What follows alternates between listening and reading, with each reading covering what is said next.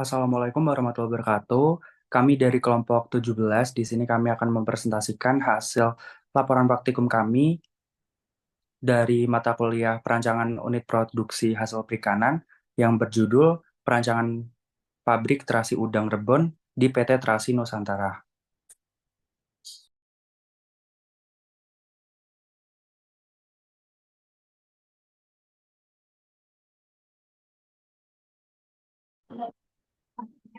Jadi latar belakang dari praktikum pengolahan unit produksi perikanan ini yaitu adalah terasi sebagai produk olahan dari udang rebon memiliki manfaat nutrisi dan ekonomis yang besar. Nah, proses fermentasi pada terasi ini meningkatkan kandungan mineral, menghasilkan probiotik alami dan memperpanjang masa simpan tanpa bahan pengawet tambahan. Next.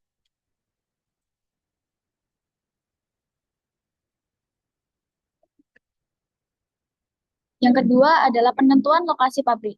Lokasi pabrik pengolahan terasi udang rebon akan berlokasi di Kota Cirebon, Jawa Barat, yang dikenal sebagai salah satu penghasil udang rebon terbesar di Indonesia. Lokasi geografis Kota Cirebon di pesisir utara Jawa Barat dengan perairan dangkal dan estuaria yang akan yang kaya akan sumber daya laut, mendukung habitat ideal bagi udang rebon. Kemudian dari keunggulan mendirikan pabrik di Cirebon itu mencakup melimpahnya bahan baku, tenaga kerja, berpengalaman, tradisi lokal, dan pengolahan terasi, serta infrastruktur dan akses pasar yang baik. Ya, next.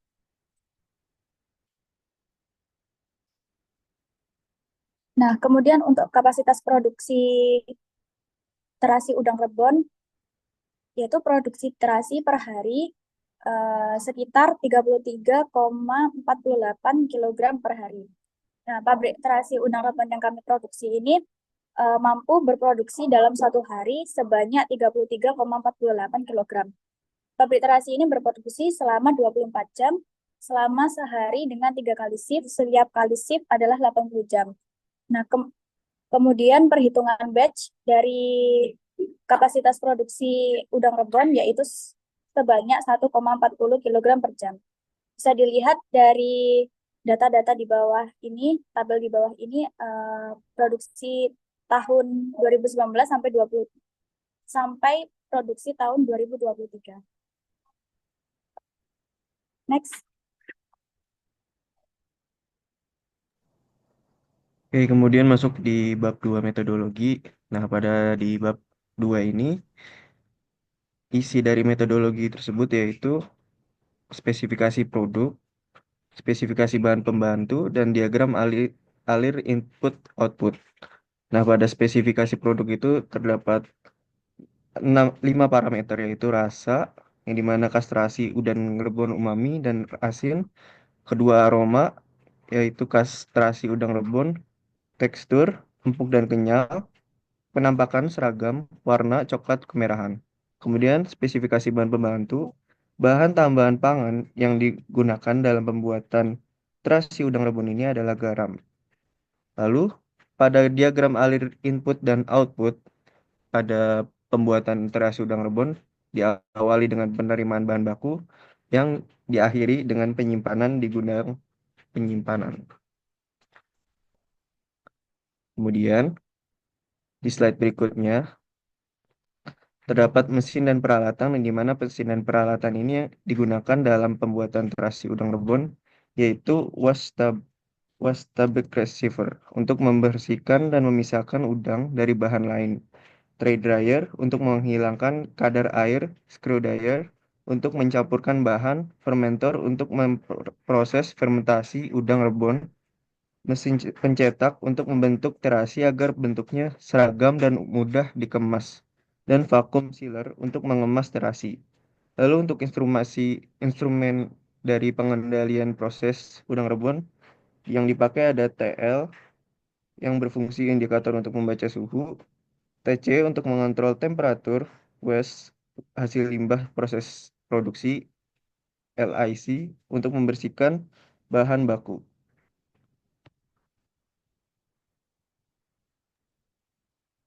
Selanjutnya ada proses flow diagram. Nah, bisa dilihat dapat di dalam gambar tersebut. Berikutnya ada sistem utilitas. Dan sistem utilitas ini mencakup layanan seperti air bersih, limbah, gas, listrik, dan telepon yang mendukung kenyamanan, keselamatan, komunikasi, kesehatan, dan mobilitas. Dalam bangunan, sistem utilitas meliputi perpipaan, sanitasi, pencegahan kebakaran, sirkulasi udara, pencahayaan, pengamanan, penangkal petir, tata suara, dan elektrikal. Air bersih harus bebas kontaminasi dengan penggunaan material yang tidak mudah korosif. Ruang produksi perlu dilengkapi fasilitas pencucian higienis seperti air bersuhu 5-9 derajat Celcius dan peralatan pencuci berdaya semprot. Ruang penyimpanan harus terpisah dan terhindar dari hama serta menjaga kelembapan. Toilet dan tempat sampah juga perlu penanganan optimal untuk mencegah kontaminasi. Sistem utilitas industri terasi mencakup distribusi listrik dan air sesuai kebutuhan produksi. Next.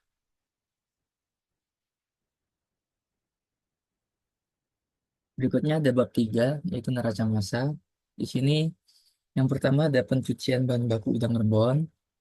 Yang kedua ada pengeringan. Yang ketiga ada pencampuran. Next. Yang keempat ada fermentasi. Langkah selanjutnya yang kelima yaitu ada pengeringan yang kedua. Yang keenam ada pencetakan.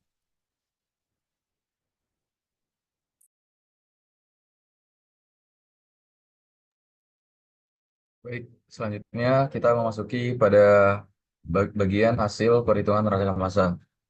Di sini telah dilampirkan untuk perhitungannya, lalu saya akan menjelaskannya. Pada aliran pertama, yaitu masuk kepada fase pengeringan, di sini mengubah udang rebon mentah yang sebanyak 112,53 kilogram per jam menjadi udang rebon kering sebesar 112,28 kilogram per jam dengan kehilangan uap air sebanyak 0,02222 kilogram per jam. Lalu masuk kepada aliran berikutnya yaitu penggilingan pertama mencampur udang rebon kering sebanyak 112,28 kilogram per jam dengan garam sebesar 20% atau 22,506 kilogram per jam menjadi udang rebon giling sebesar 134,546 kilogram per jam dengan sedikit bahan tertinggal di mesin sebanyak 0,24 kilogram per jam. Masuk kepada aliran ketiga, yaitu penjemuran pertama, menghasilkan udang rebun giling kering sebesar 134,524 kilogram per jam setelah kehilangan uap air sebanyak 0,022 kilogram per jam. Lalu masuk ke aliran keempat, penggilingan kedua, mencampurkan udang rebun giling kering sebanyak 134,524 kilogram per jam dengan garam sebesar 20% atau 22,506 kilogram per jam menjadi udang giling kering sebesar 156,75 kilogram per jam dengan residu di mesin 0,28 kilogram per jam. Lalu masuk ke aliran kelima yaitu fermentasi menghasilkan produk fermentasi sebanyak 156,656 kilogram per jam dengan pelepasan gas sebesar 0,094 kilogram per jam. Lalu pada aliran keenam penjemuran kedua menghasilkan terasi kering sebesar 156,625 kilogram per jam dengan kehilangan uap air sebesar 0,031 kilogram per jam. Dan aliran ketujuh yaitu pencetakan mencetak terasi kering menjadi terasi jadi sebesar 156,594 kilogram per jam dengan sisa bahan di alat 0,031 kilogram per jam. Lalu total massa masuk dan keluar seimbang yaitu 1008,923 kilogram per jam. Hal ini menunjukkan efisiensi tinggi proses produksi. Next. Oke, masuk kepada bab selanjutnya, bab 4, yaitu memasuki neraca energi.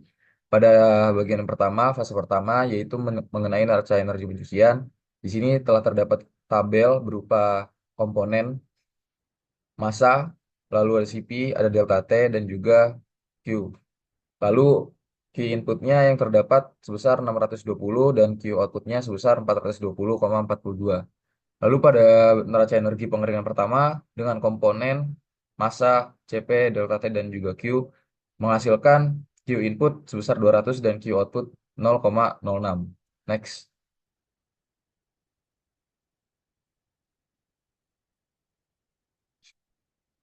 Lanjut kepada fase penyempurnaan dengan komponen massa CP, delta T, dan Q. Di sini menghasilkan Q input sebesar 175 dan Q output sebesar 25,2. Pada fase selanjutnya itu penghalusan. Q input yang dia dapatkan sebesar 246 dan Q output sebesar 157,5. Next.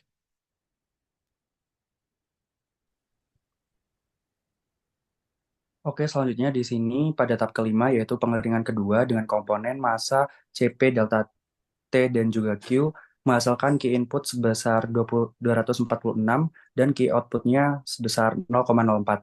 Kemudian langkah yang keenam terdapat pencetakan dengan komponen massa CP, delta T, dan juga Q dengan key input sebesar 246 dan key outputnya sebesar 0,16. Next. Kemudian di sini langkah terakhirnya yaitu pengemasan dengan komponen massa CP, delta T, dan juga Q mendapatkan key input sebesar 245,76 dan juga key outputnya sebesar 0,16. Next. Terus selanjutnya bab 5 manajemen dan tata organisasi pabrik yang terdapat visi menjadi produsen terasi udang rebon terdepan yang menghadirkan produk berkualitas tinggi, bergizi, dan terjangkau, serta mampu bersaing di pasar global melalui inovasi berkelanjutan dan kemitraan yang kuat. Nah, misinya yang pertama menghasilkan terasi udang rebon dengan bahan baku pilihan dan proses yang higienis. Yang kedua, menyediakan produk dengan harga yang kompetitif. Yang ketiga, mengembangkan teknologi dan inovasi dalam produksi untuk meningkatkan efisiensi dan kualitas secara berkelanjutan. Yang keempat, membangun kemitraan strategis dengan pemasok dan distributor lokal. Yang kelima, meningkatkan kapasitas sumber daya manusia melalui pelatihan berkelanjutan. Yang keenam, berkomitmen terhadap kelestarian lingkungan dengan menerapkan praktik produksi ramah lingkungan. Yang ketujuh, mengutamakan pelayanan pelanggan yang responsif dan profesional. Yang kedelapan, menerapkan sistem manajemen mutu yang berstandar internasional. Dan yang terakhir, memperkenalkan produksi terasi udang rebon ke pasar internasional. Next.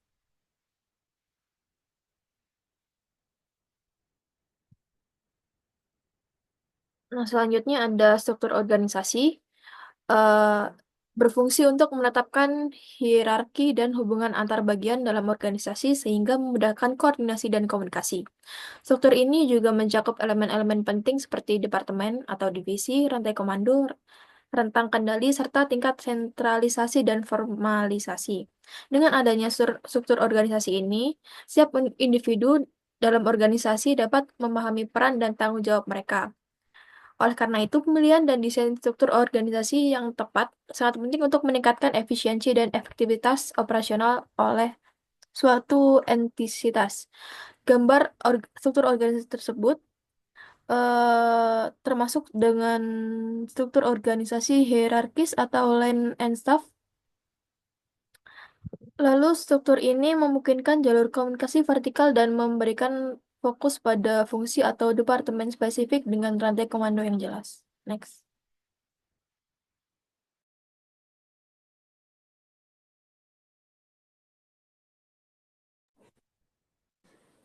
Selanjutnya ada ketenaga kerjaan. Yang pertama itu jumlah tenaga kerja dan pembagiannya.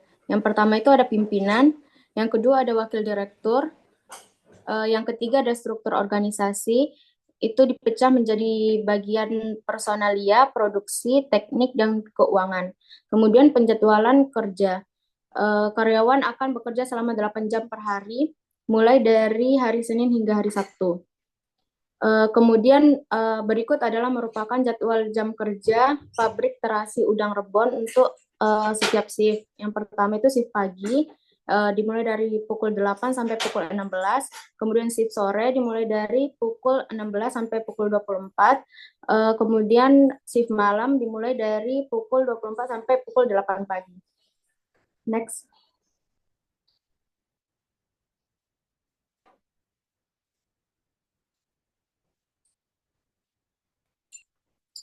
Kemudian ada gaji dan kompensasi. Kompensasi ini adalah segala sesuatu yang diterima baik berupa fisik maupun non-fisik. Besaran kompensasi ini biasanya ditentukan oleh karyawan dan perusahaan sebelumnya di awal kontrak kerja sehingga karyawan akan mengetahui seberapa besar kompensasi yang didapatkan. Kemudian gaji adalah balas jasa yang dibayar secara periodik kepada karyawan tetap serta mempunyai jaminan yang pasti. Next.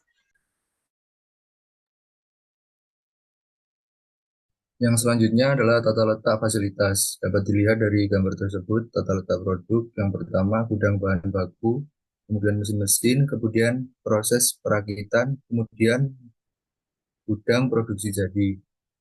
Pabrik terasi termasuk dalam kategori tata letak produk karena memproduksi satu macam produk dalam jumlah besar dan waktu produksi yang lama. Salah satu prinsip aliran dari suatu proses kerja dalam industri adalah untuk menghindari adanya gerakan bolak-balik atau backtracking, gerakan memotong, cross movement, kecepatan produksi, congestion, sehingga material produksi selalu bergerak tanpa terjadi suatu interupsi. Tata letak berdasarkan aliran produksi ini merupakan tipe layout yang paling populer untuk pabrik yang bekerja atau produksi secara massal, mass production, menurut Rahayu et al. 2015. Tata letak berdasarkan produk yang dibuat atau produk layout atau seringkali dibuat pula dengan flow atau line layout didefinisikan sebagai metode pengaturan dan penempatan semua fasilitas produksi yang diperlukan dalam satu departemen secara khusus. Dengan kata letak menurut tipe ini, suatu produk akan dapat dikerjakan sampai selesai di dalam departemen tersebut tanpa perlu dipindah-pindahkan ke departemen yang lain. Di sini bahan baku akan dipindahkan dari satu operasi ke operasi berikutnya secara langsung sehingga dapat ditarik kesimpulan bahwa tujuan utama dari tata letak ini adalah untuk mengurangi proses pemindahan bahan yang akhirnya juga berkaitan dengan biaya dan juga memudahkan pengawasan di dalam aktivitas produksinya. Next.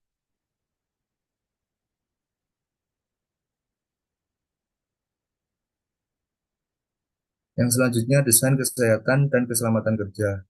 Keselamatan dan kesehatan kerja merupakan kewajiban yang tidak dapat dihindari pada perusahaan, lembaga pendidikan, dan institusi yang bertujuan agar terhindar dari kecelakaan kerja yang dapat menimbulkan korban dan kehilangan harta benda.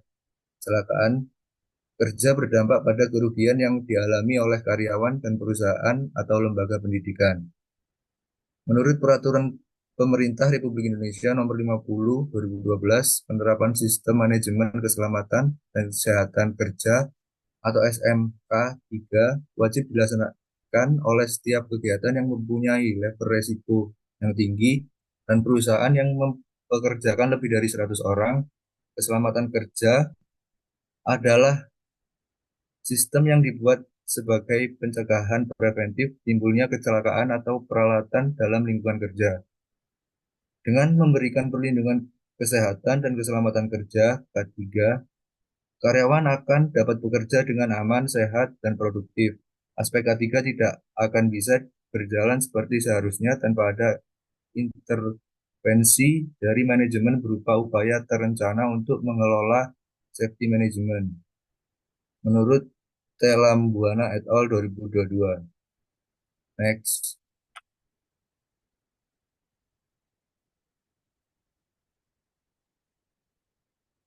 Yang selanjutnya masuk ke bab 6, yaitu evaluasi ekonomi pabrik. Didapatkan modal tetap, fixed capital investment, dapat dilihat dari tabel biaya alat pabrik terasi udang rebon, dapatkan hasil sebagai berikut itu. Kemudian tabel 8, biaya variabel pabrik terasi udang rebon didapatkan hasil seperti itu. Next.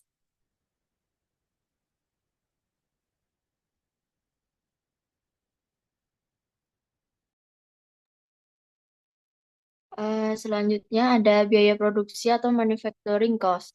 Evaluasi ekonomi pabrik terasi udang rebon mencakup analisis biaya modal tetap dan variabel. Modal tetap pabrik sebesar 394.620.600 rupiah digunakan untuk pengadaan peralatan seperti build conveyor, packaging mesin, pompa, dan tray dryer. Biaya variabel bulanan mencapai 162.50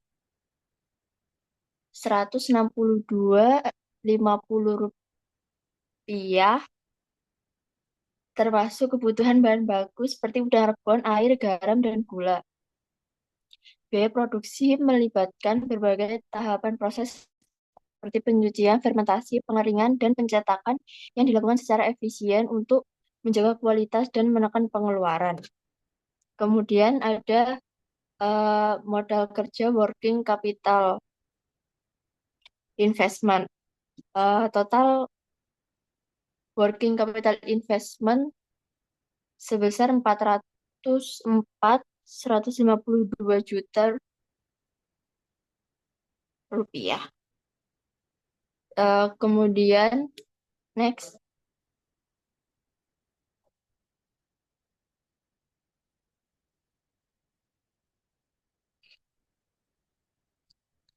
kemudian ada pengeluaran umum.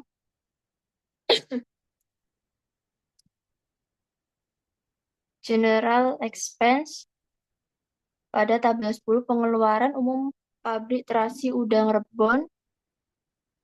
Yang pertama ada administrasi sebesar 20 juta 105.000, kemudian promosi 20 juta 105.000, riset 20 juta 105.000, dan keuangan 152.000. Kemudian didapatkan total sebesar 464 juta 46.000. Kemudian ada analisis keuntungan. Analisis keuntungan produk melalui 3 tahapan utama penjualan, dihitung dari harga produk dikalikan dengan jumlah terjual dalam setahun. Laba kotor diperoleh dengan mengurangi total biaya produksi atau TPC dari penjualan, dan laba bersih dihitung dari laba kotor setelah pajak. Analisis kelayakan investasi menggunakan indikator ROI, BEP, dan NPV menunjukkan bahwa usaha ini berpotensi menguntungkan dan berkelanjutan. Strategi optimalisasi kapasitas produksi mendukung peningkatan nilai nilai tambah dan keberlanjutan finansial perusahaan. Next.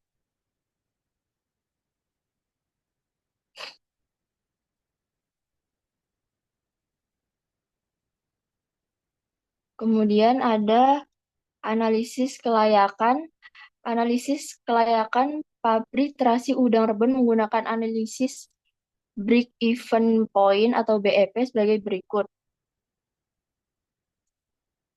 Didapatkan total sebesar 193.641 per kilo. Harga jual per unit digunakan asumsi harga jual per kilo sebesar 250.000 per kilo. Kemudian ada perhitungan BEP dalam unit kilogram.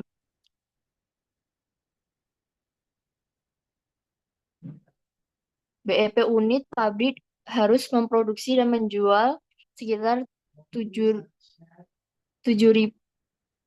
per 7.001 kilo terasi udang untuk mencapai titik impas.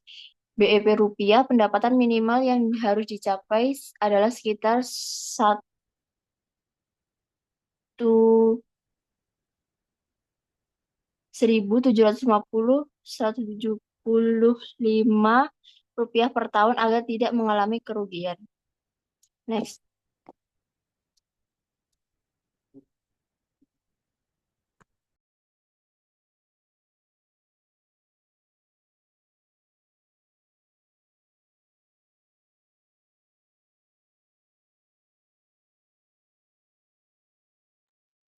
Sekian presentasi dari kelompok kami, kurang lebihnya mohon maaf.